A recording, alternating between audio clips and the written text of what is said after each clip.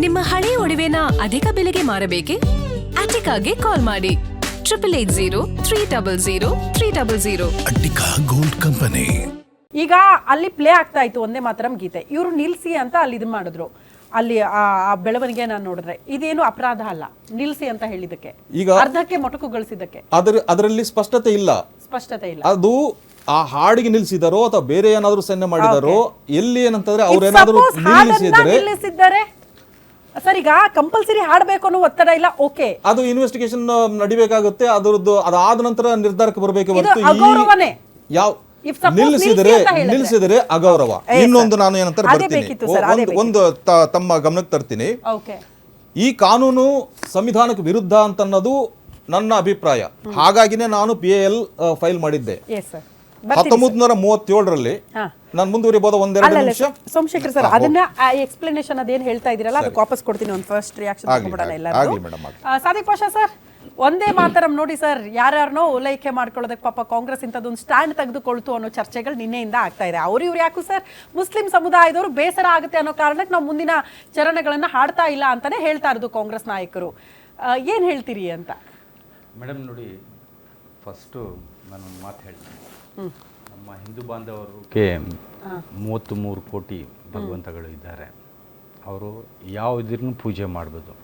ಮುಸಲ್ಮಾನರಿಗೆ ಒಬ್ಬನೇ ಅಲ್ಲ, ಅಲ್ಲ ಎದುರುಗಡೆ ನಾವು ಇದು ಮಾಡೋದು.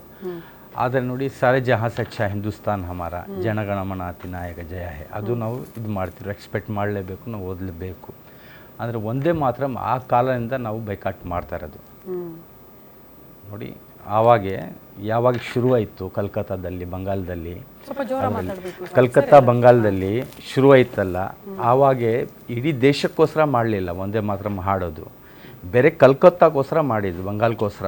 ಯಾಕಂದರೆ ಅದರಲ್ಲಿ ಇದು ಆನಂದ್ ಮಟ್ಟು ನಾವಲ್ ಇದ್ದೆ, ಅದೆಲ್ಲ ಓದ್ರೆ ಗೊತ್ತಾಗತ್ತೆ, ಫುಲ್ ಡೀಟೇಲ್ ಓದ್ರೆ ಅದರಲ್ಲಿ ಗೊತ್ತಾಗುತ್ತೆ ಏನೇನಿದೆ ಅಂತ. ಮುಸಲ್ಮಾನರಿಗೆ ರಾಜ್ಯಗಳಿಗೆ ಹೆಂಗೆ ಮಾಡಬೇಕು, ಇದು ಒಂದು ಸಮುದಾಯ ವಿರೋಧಾಗೆ ಅದರಲ್ಲಿ ಇದೆ.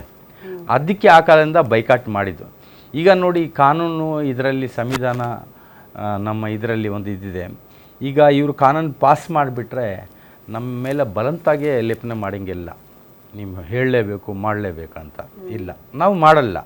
ಆದರೆ ಕಾನೂನು ಪ್ರಕಾರ ನಾವು ರೆಸ್ಪೆಕ್ಟ್ ಕೊಡಬೇಕು, ಅದು ಒಂದು ಕೊಡ್ತೀವಿ. ಆದರೆ ನಮ್ಮ ಪ್ರಾಣ ಹೋದ್ರೇನು ನಾವು ಇದು ಓದಲ್ಲ ಮುಸಲ್ಮಾನರು ಅಷ್ಟೇ. ಮುಸಲ್ಮಾನರು ಓದಲ್ಲ ಅನ್ನೋದ್ರ ಬಗ್ಗೆ ಪ್ರಶ್ನೆ ಬರ್ತಾ ಇಲ್ಲ. ಕಾಂಗ್ರೆಸ್ ನಾಯಕರು ಯಾಕೆ ಅದನ್ನ ಹಾಡ್ಲಿಲ್ಲ ಅನ್ನೋದ್ರ ಬಗ್ಗೆ ಪ್ರಶ್ನೆ ಬಂದಿರೋದು. ಎನಿವೆ, ಓಕೆ, ನಿಮ್ಮ ಸ್ಟ್ಯಾಂಡ್ ಹೇಳಿದ್ರಿ. ದಿಲೀಪ್ ಸರ್, ಏನ್ ರಿಯಾಕ್ಷನ್ ಸರ್? ಈಗ ವಕೀಲರೇ ಹೇಳ್ಬಿಟ್ರು ಅದನ್ನ ಹಾಡಲೇಬೇಕು ಅಂತ ಅಲ್ಲ, ಎದ್ದು ನಿಂತು ಗೌರವ ಕೊಟ್ಟರು ಕೂಡ ಸಾಕು ಅಂತ. ಅವರ ನಾಲೆಡ್ಜ್ ತಕ್ಕಂತೆ ಅವ್ರು ಹೇಳಿದ್ದಾರೆ. ನನ್ನ ನಾಲೆಡ್ಜ್ ಇದ್ದಿದ್ದು ಆ ನಾಲೆಡ್ಜ್ ಪ್ರಕಾರ ನಾನು ಕ್ಲಾರಿಟಿ ಕೊಡ್ತೀನಿ ವೀಕ್ಷಕರಿಗೆ.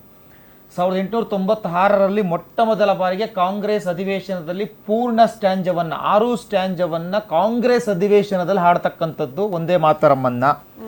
ಅದಾದ್ಮೇಲೆ 1905ರಲ್ಲಿ ಬಂಗಾಳ ವಿಭಜನೆಯ ಸಂದರ್ಭದಲ್ಲಿ ಇಡೀ ದೇಶಾದ್ಯಂತ ಹಾಗೂ ಬಂಗಾಳದಲ್ಲಿ ಜನರನ್ನು ಸಂಘಟಿಸೋಕ್ಕೋಸ್ಕರ ಒಂದೇ ಮಾತರಮ್ಮನ್ನ ಹಾಡ್ತಾರೆ. ಮತ್ತೆ ಬ್ರಿಟಿಷರು ನಿಷೇಧ ಮಾಡ್ತಾರೆ ಈ ವಿಚಾರವಾಗಿ, ಸಾರ್ವಜನಿಕವಾಗಿ ಆಡಬಾರ್ದು, ಇದು ಎಲ್ಲೋ ಒಂದ್ ಕಡೆ ಸ್ವತಂತ್ರ ಘೋಷವಾಕ್ಯ ಆಗ್ತಾ ಇದೆ, ಒಂದೇ ಮಾತರಂ ಹೆಸರಲ್ಲಿ ಜನರು ಸಂಘಟಿತರಾಗ್ತಾ ಇದ್ದಾರೆ, ಸ್ವತಂತ್ರ ಹೋರಾಟಗಾರರು ಸಂಘಟಿತರಾಗ್ತಾ ಇದ್ದಾರೆ. ಈ ಒಂದು ಹಾಡುಗಳನ್ನ ಇಟ್ಕೊಂಡು, ಒಂದೇ ಮಾತರಮನ್ನ ಇಟ್ಕೊಂಡು ಭಾರತ ಮಾತೆಗೆ ಒಂದೇ ಅಂತ ಹೇಳಿ ಒಂದೇ ಮಾತರಂ ಅಂತ ಕೂಗ್ತಾ ಇಡೀ ದೇಶಾದ್ಯಂತ ಒಂದು ಸಂಚಲನ ಆಗ್ತಾ ಇದೆ ಅಂತ ಹೇಳಿ ಬ್ರಿಟಿಷನರು ಮನಗಂಡು ಅದನ್ನ ನಿಷೇಧ ಇರ್ತಾರೆ. ಅದಾದ್ಮೇಲೆ ಮೇಡಮ್ ಆದಂತ ಘಟನೆ 1937ರಲ್ಲಿ Mohammed Ali Jinnah who is formed Pakistan, ಆತ ಇದಕ್ಕೆ ಆಕ್ಷೇಪವನ್ನ ವ್ಯಕ್ತಪಡಿಸ್ತಾನೆ. ನನಗೆ ಇದರಲ್ಲಿರ್ತಕ್ಕಂಥ ತ್ವಯಾಯೇ ಹಿಂದೂ ಏನಿದೆಯೋ ಅದು ನಮಗೆ ಬೇಡ, ಇದು ನಾನು ವಿರೋಧಿಸ್ತೀನಿ ಅಂತ ಹೇಳ್ತಾನೆ. ಸೊ ಅದಕ್ಕೆ ವಿರೋಧಿಸಿದಾಗ ಅವತ್ತೊಂದು ಕಮಿಟಿ ರಚನೆ ಮಾಡ್ತಾರೆ. ಜವಾಹರ್ಲಾಲ್ ನೆಹರು ಅವರು, ಸುಭಾಷ್ ಚಂದ್ರ ಬೋಸ್ ಅವರು, ಮೌಲಾನಾ ಅಬ್ದುಲ್ ಕಲಾಂ ಆಜಾದ್ ಅವರು ಮತ್ತೆ ಮೊಹಮ್ಮದ್ ಅಲಿ ಜಿನ್ನಾ. ಈ ಕಮಿಟಿ ಏನ್ ಹೇಳುತ್ತೆ, ನೀವು 2 ಸ್ಟ್ಯಾಂಜಗಳನ್ನ ಆಡಿ ಅಂತ ಹೇಳುತ್ತೆ. ಏನು ಇವರೆಲ್ಲ ಹೇಳಿದ್ರು ಇಟ್ಸ್ ಕ್ಲಿಯರ್, 2 ಸ್ಟ್ಯಾಂಜಗಳನ್ನ ಆಡಿ ಅಂತ ಹೇಳ್ತಾರೆ. ಅದಾದ ನಂತರ ಈ ನಿರ್ಣಯನ ಕೈಗೊಂಡ ಮೇಲೆ 1950ರಲ್ಲಿ ಒಂದು ಅಂತಿಮ ಘೋಷಣೆ ಆಗುತ್ತೆ ಮೇಡಮ್. ಪಾಕಿಸ್ತಾನದ ವಿಭಜನೆ ಹೊಂಟೋಗುತ್ತೆ. ಯಾರು ಇದನ್ನ ಖಂಡಾನುತುಂಡವಾಗಿ ವಿರೋಧಿಸ್ತಾ ಇದ್ದ ಮೊಹಮ್ಮದ್ ಅಲಿ ಜಿನ್ನಾ, ಆತ ನಾನು ಈ ದೇಶದಲ್ಲಿ ಬದುಕಕ್ಕೆ ಇಷ್ಟನೇ ಇಲ್ಲ, ಹಿಂದೂಗಳ ಜೊತೆ ನಾವು ಇರಕ್ಕೆ ಇಷ್ಟನೇ ಇಲ್ಲ, ನನಗೆ ಸಪರೇಟ್ ದೇಶ ಕೊಡಿ, ನಾನು ಮುಸಲ್ಮಾನ್ ದೇಶವನ್ನಾಗಿ ಮಾಡ್ಕೊಂಡು ಹೊಟ್ಟೋಗ್ಬಿಡ್ತೀನಿ ಅಂತ ಹೊಟ್ಟೋಗ್ಬಿಡ್ತಾನೆ ಅವನು. ಇಲ್ಲಿದ್ದಂತಹ ಕೆಲವು ಮುಸಲ್ಮಾನರು ಅದನ್ನ ಅಕ್ಸೆಪ್ಟ್ ಮಾಡ್ಕೊಂಡು ಹೊರಟೋಗ್ಬಿಡ್ತಾರೆ ಅವನ ಜೊತೆಲಿ. ಆದ್ರೆ ಇಲ್ಲಿದ್ದಂತ ಕೆಲವು ಮುಸಲ್ಮಾನರು ನನಗೆ ಮೊಹಮ್ಮದ್ ಅಲಿ ಜಿನ್ನಾ ಪಾಕಿಸ್ತಾನ ಬೇಡ, ಇಲ್ಲಿರ್ತಕ್ಕಂಥ ಭಾರತದಲ್ಲಿ ನಾವು ಹಿಂದೂಗಳ ಜೊತೆ ಅಣ್ಣ ತಮ್ಮಂದಿರ ಜೊತೆ ಇರ್ತೀವಿ, ಬಹುಸಂಖ್ಯಾತರು ಅಂತ ಏನಿದ್ದಾರೆ ಇವತ್ತು ಅವತ್ತಿನ ಕಾಲದಲ್ಲಿ ಇದ್ದಂತ 90% ಹಿಂದೂಗಳ ಜೊತೆ ನಾವು ಇರ್ತೀವಿ, ನಿಮ್ಮ ಜೊತೆ ನಾವು ಯಾವುದೇ ತೊಂದರೆಗಳಿಲ್ದಲೆ ಯಾವುದೇ ಅಡೆತೊಡೆಗಳಿಲ್ದಲೆ ನಿಮ್ಮ ಜೊತೆ ಸಂಘರ್ಷ ಇಲ್ದಲೆ ನೆಮ್ಮದಿಯಾಗಿ ಬದುಕ್ತೀವಿ ಅಂತೇಳಿ ಇಲ್ಲಿ ಉಳ್ಕೊಂತಾರೆ ಮೇಡಮ್. ಈ ಭೂಮಿಗೆ ನಾವು ಗೌರವ ಕೊಡ್ತೀವಿ, ಈ ಮಣ್ಣಿಗೆ ಗೌರವ ಕೊಡ್ತೀವಿ, ನಿಮಗೂ ಗೌರವ ಕೊಡ್ತೀವಿ ಅಂತ ಉಳ್ಕೊಂತಾರೆ.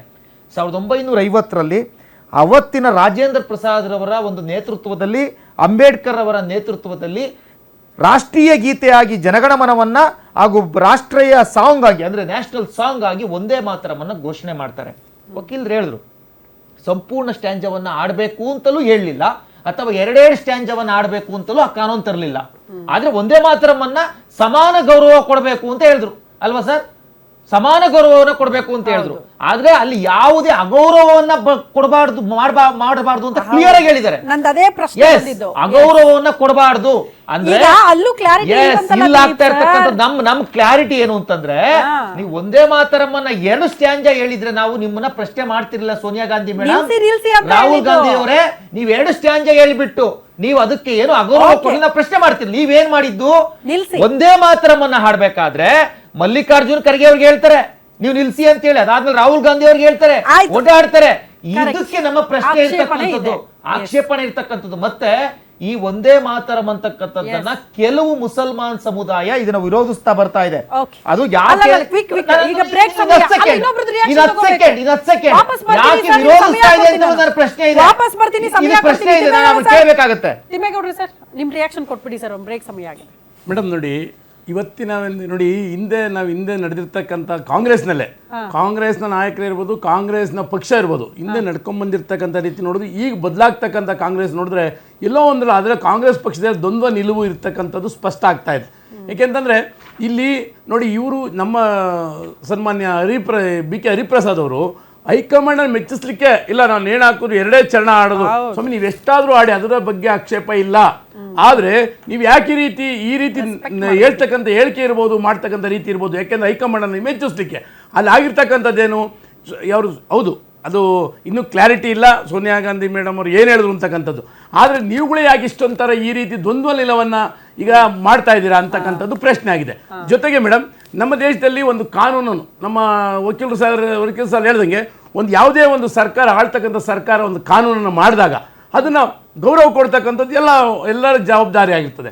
ಆದರೆ ಅದು ಬಿಟ್ಬಿಟ್ಟು ನಾನು ಹೀಗೆ ಮಾಡ್ತಕ್ಕಂಥದ್ದು ಇದೆಯಲ್ಲ, ಅದರ ವಿರೋಧವನ್ನು ಯಾರು ಒಪ್ತಕ್ಕಂಥದ್ದಲ್ಲ. ಯಾಕೆಂದರೆ ಹಿಂದೆ ಕೂಡ ಕಾಂಗ್ರೆಸ್ ಸರ್ಕಾರ ಇದ್ದಾಗ ಮಾಡಿದಾಗ ಬೇರೆಯವರು ಅದೇ ರೀತಿ ಮಾಡಿದ್ರ ಹೇಳಿದ್ರು, ನಮ್ಮ ವಕೀಲ ಸರ್ ಇನ್ನೊಂದು ಹೇಳಿದ್ರು, ಪ್ರಶ್ನೆಯನ್ನು ಮಾಡ್ಬೋದು, ಕೋರ್ಟ್ಗೂ ಹಾಕ್ಬೋದು, ಅದನ್ನು ಮಾಡಲಿ ಇವರು. ಅದು ಬಿಟ್ಬಿಟ್ಟು ಇಲ್ಲ ನಾವು ಇದೇ ರೀತಿ ನಡ್ಕೊಳ್ತಕ್ಕಂಥದ್ದು ಅಂತ ಹೇಳ್ತದಿದ್ದಿಲ್ಲ, ಇದು ನಮ್ಮ ದೇಶಕ್ಕೆ ಕಾಂಗ್ರೆಸ್ ನಾಯಕರು ತೋರಿಸ್ತಕ್ಕಂಥ ಅಗೌರವ ಅಂತೇಳಿ ಅಂತೆಲ್ಲ ನಾನಾದ್ರೂ ಆಕ್ಸೆಪ್ಟ್ ಮಾಡ್ತೀನಿ. ಎಸ್ ತಿಮ್ಮೇಗೌಡ ಸರ್, ವಾಪಸ್ ಬರ್ತೀನಿ, ಚರ್ಚೆ ಮುಂದುವರಿಯುತ್ತೆ. ಪ್ರಮುಖವಾಗಿ ಸೋನಿಯಾ ಗಾಂಧಿ ಅವರು ಒಂದೇ ಮಾತರಂ ಗೀತೆಯನ್ನ ನಿಲ್ಲಿಸಿ ಅಗೌರವ ತೋರಿದ್ರು ಅನ್ನೋದೇ ಇಲ್ಲಿ ಪ್ರಶ್ನೆ ಆಗ್ತಾ ಇರೋದು. ಬಟ್ ಕಾಂಗ್ರೆಸ್ ನಾಯಕರ ಸ್ಟ್ಯಾಂಡ್ ಏನ್ ಗೊತ್ತಾ, ನಿಲ್ಸಿ ಅಂತ ಹೇಳಿದ್ದಲ್ಲ, ಚೇರ್ ಕೇಳಿದ್ದು, ಚೇರ್ ಕೊಡಿ ಮಲ್ಲಿಕಾರ್ಜುನ ಖರ್ಗೆ ಅವ್ರಿಗೆ ಅಂತ ಕೇಳಿರೋದು ಅಂತ.